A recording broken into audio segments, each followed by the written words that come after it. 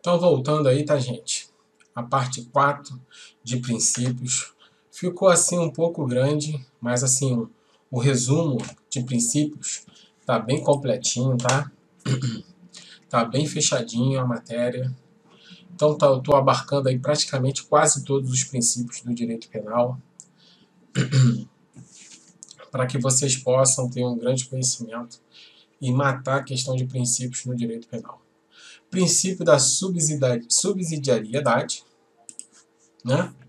O direito penal atua quando os demais ramos do direito forem insuficientes para a proteção do bem jurídico tutelado. O direito penal aguarda o fracasso das demais esferas de controle ou outros ramos do direito. Então, o direito penal ele atua quando os demais ramos do direito forem insuficientes para a proteção do bem jurídico tutelado. Então, o direito penal atua quando os demais ramos do direito forem insuficientes para a proteção do bem jurídico tutelado. O direito penal ele aguarda o fracasso das demais esferas para poder atuar. Nós temos o exemplo do artigo 135-A, que diz: exigir cheque-calção, nota promissória ou qualquer garantia, bem como o preenchimento prévio de formulários administrativos, como condição para o atendimento médico hospitalar emergencial. A detenção é de 3 meses a 1 ano e multa. Então, antes, quando tinha a exigência do cheque-calção, ela era reparado pelo direito civil. Estava vendo que não estava dando conta, estava havendo mortes e tudo mais. Foi aí que viu o fracasso do direito civil e passou a ser designado pelo direito penal. Então, a pena é aumentada até o dobro se da negativa de atendimento resultar lesão corporal, até o triplo se resultar morte. Este fato passou por diversos ramos do direito, e nenhum dava conta. Sempre exigiam as condições para atendimento médico. Como houve morte, um resultado lesivo ao bem jurídico, que é o bem jurídico mais relevante, que é o direito à vida, passou a ser regulado pela última ratio, direito penal. O direito penal só deve intervir quando nenhum outro ramo do direito puder dar uma resposta efetiva à sociedade, atuando, pois, como última ratio. Aqui nós já temos o princípio da intervenção mínima.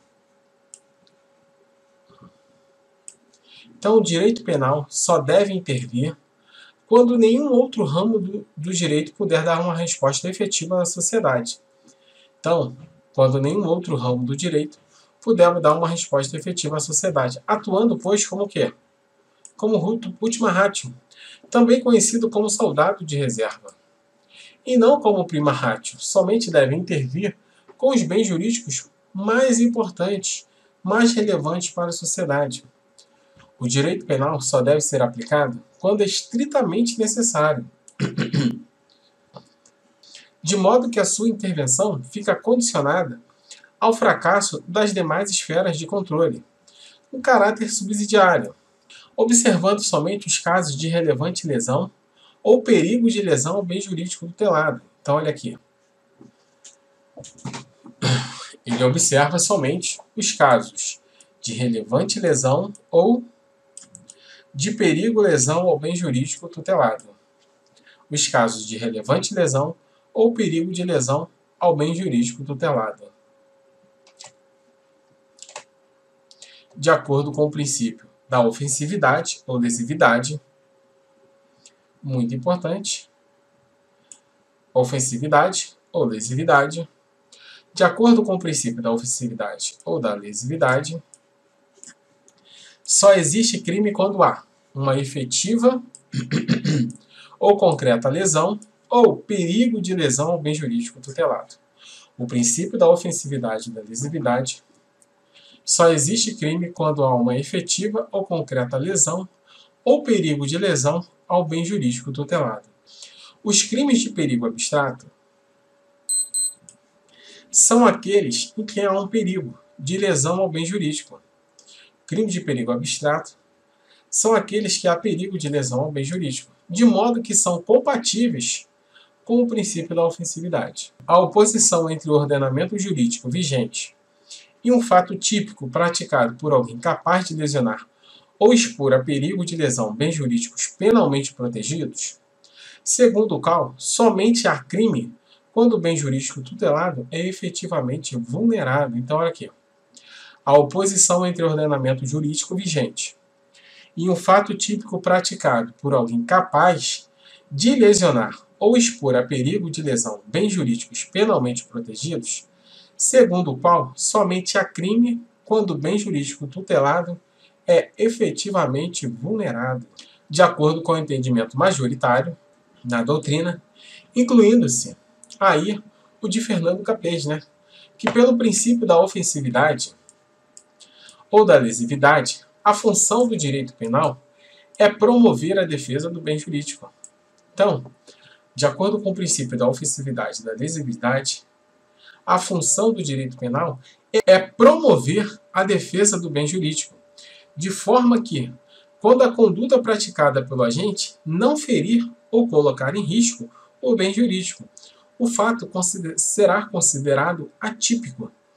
Então, a função do direito penal é promover a defesa do bem jurídico, de forma que, quando a conduta praticada pelo agente não ferir ou colocar em risco o bem jurídico, o fato será considerado atípico. O princípio da ofensividade ou da lesividade exige que a conduta criminalizada tenha o quê? Uma aptidão para ofender o bem jurídico, que a norma pretende tutelar.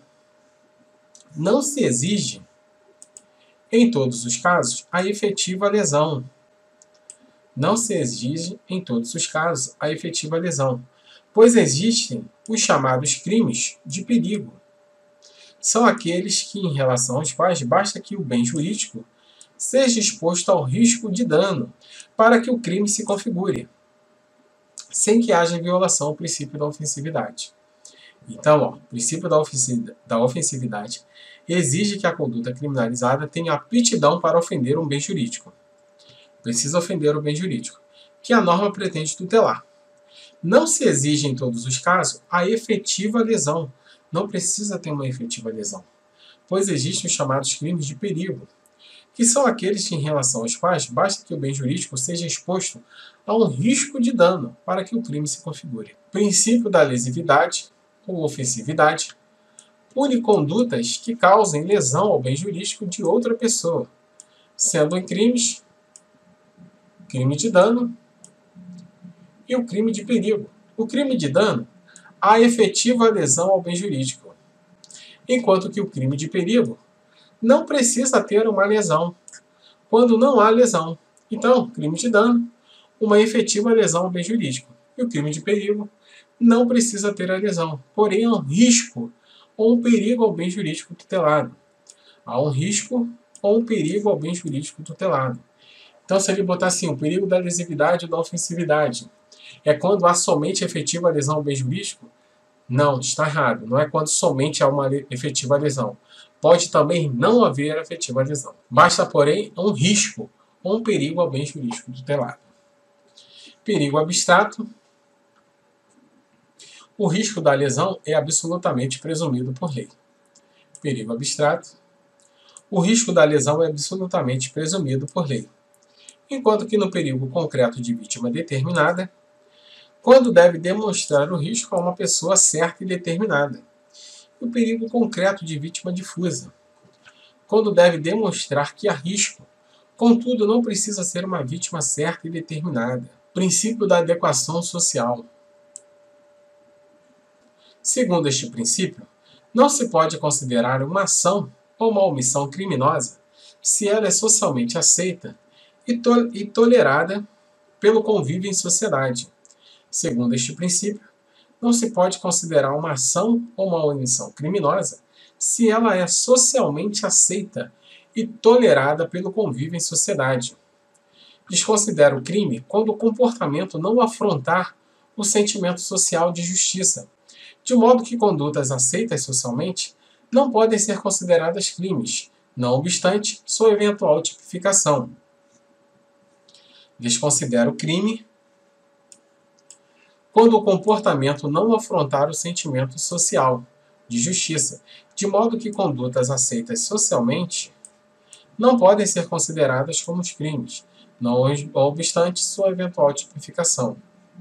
Há uma divergência, pois para uns o princípio da adequação social afasta a tipicidade, para outros afasta a ilicitude, mas para a doutrina majoritária ele afasta a tipicidade das condutas. Embora a conduta seja formalmente típica, ela não é materialmente típica. Então afasta a tipicidade material. Logo não há que se falar em tipicidade e nem em crime. A forma de controle da sociedade que interferiu nas alterações da fonte do direito contribuiu para o surgimento de diversos princípios fundamentais, a exemplo dos princípios penais constitucionais da adequação social e da insignificância, os quais trouxeram limites para o Estado, possibilitando uma maior garantia ao cidadão na aplicação da norma de forma mais humana. Isso é o que denomina direito penal constitucionalizado mínimo, fragmentário e garantista. Vamos de novo? A forma de controle da sociedade, que interferiu nas alterações das fontes do direito, contribuiu para o surgimento de diversos princípios fundamentais, a exemplo dos princípios constitucionais penais, da adequação social e da insignificância, os quais trouxeram limites para o Estado, possibilitando uma maior garantia ao cidadão na aplicação da norma de forma mais humana. Então, a forma de controle da sociedade interferiu de imediato, contribuindo com o surgimento de diversos princípios penais constitucionais, como da adequação social e da insignificância, trazendo um limite para o Estado, possibilitando uma maior garantia para o agente. Isso é o que denomina o direito penal constitucionalizado, mínimo, fragmentário e garantista. Ao falar deste princípio penal constitucional da adequação social, é um instrumento de interpretação restritiva, fundado na concepção material do tipo penal, por intermédio do qual é possível alcançar, pela via judicial e sem macular a segurança jurídica, do pensamento sistemático, a proposição político-criminal da necessidade de descriminalização de condutas que, embora formalmente típicas, não atingem os bens protegidos pelo direito penal, em razão da sua adequação. Então, ao falar desse princípio penal constitucional da adequação social, é um instrumento de interpretação restritiva, fundado na concepção material do tipo penal, por intermédio do qual é possível alcançar, pela via judicial, sem macular a segurança jurídica do pensamento sistemático, a proposição político-criminal da necessidade de descriminalização de condutas, que, embora formalmente típicas, não atingem os bens protegidos pelo direito penal, em razão da sua adequação. O juízo de tipicidade, para que tenha significância e não atinja fatos que devam ser estranhos ao direito penal constitucional, por sua aceitação pela sociedade ou dano social relevante, deve atender o tipo, na sua concepção material, como algo dotado de conteúdo valorativo, não apenas sob seu aspecto formal, de cunho eminentemente diretivo. Então, o juízo da tipicidade, para que tenha significância e não atinja fatos que devam ser estranhos ao direito penal constitucional, por sua aceitação pela sociedade ou o dano social irrelevante, deve atender o tipo, na sua concepção material, como algo dotado de conteúdo valorativo, e não apenas sob seu aspecto formal, de cunho eminentemente diretivo.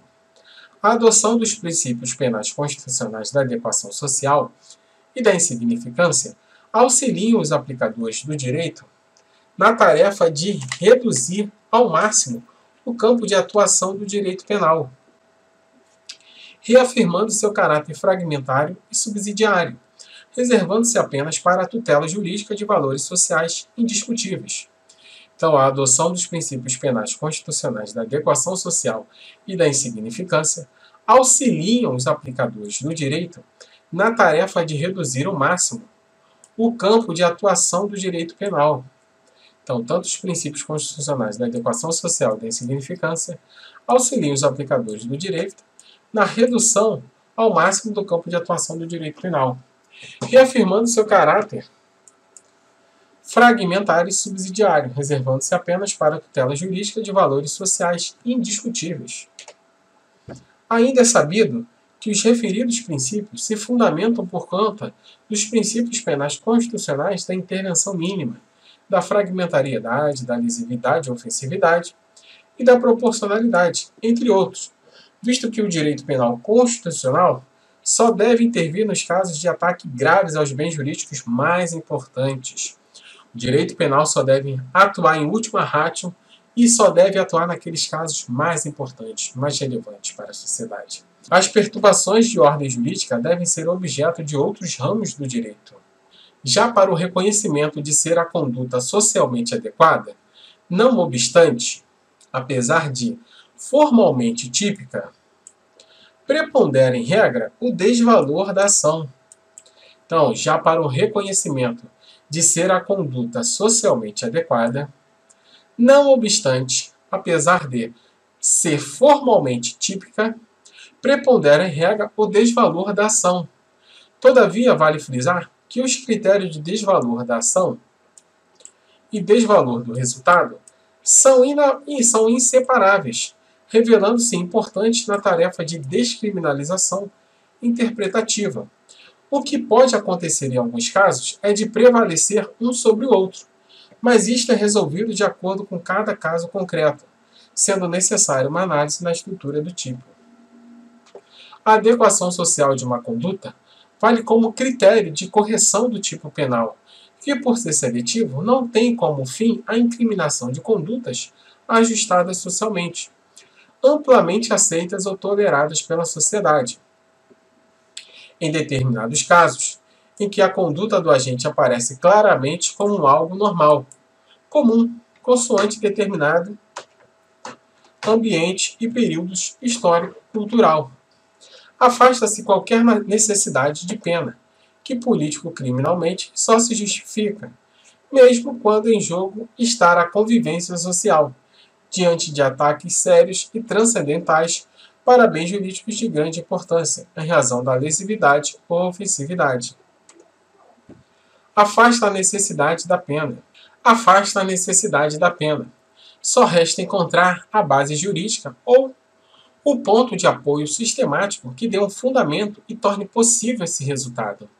No caso de condutas socialmente adequadas, esse ponto de apoio consiste exatamente na aplicação do princípio penal constitucional da adequação social. Esse ponto de apoio consiste exatamente na aplicação do princípio penal constitucional da adequação social, que surge como uma negação do desvalor da ação. Surge como uma negação do desvalor da ação, desse modo, do próprio tipo penal e do delito. O princípio penal constitucional da adequação social, o qual não é muito aceito pela jurisprudência e até mesmo pela doutrina, seria aplicável somente às hipóteses em que ocorre um fato típico previsto em lei, mas que, em virtude da sociedade entendê-lo como aceitável ou normal, não haveria necessidade da pena. De acordo com o STJ, o princípio da adequação social não pode ser invocado para absolvição em delito de descaminho.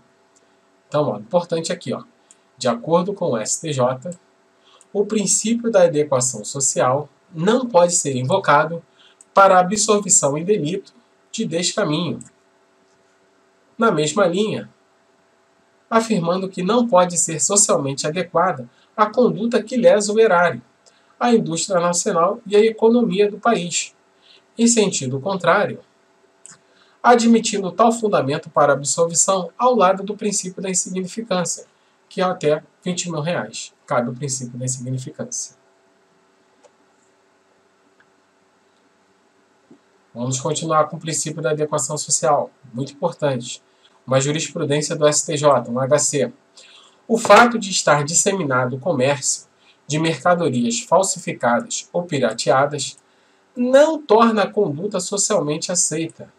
O fato de estar disseminado comércios, ali a venda de CDs e DVDs piratas, não é socialmente aceito.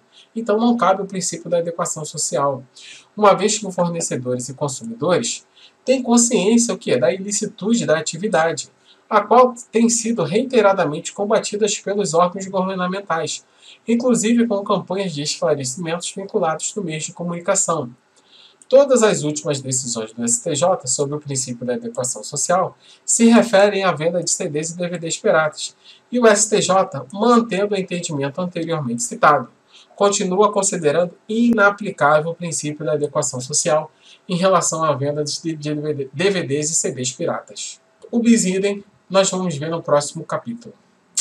Um abraço.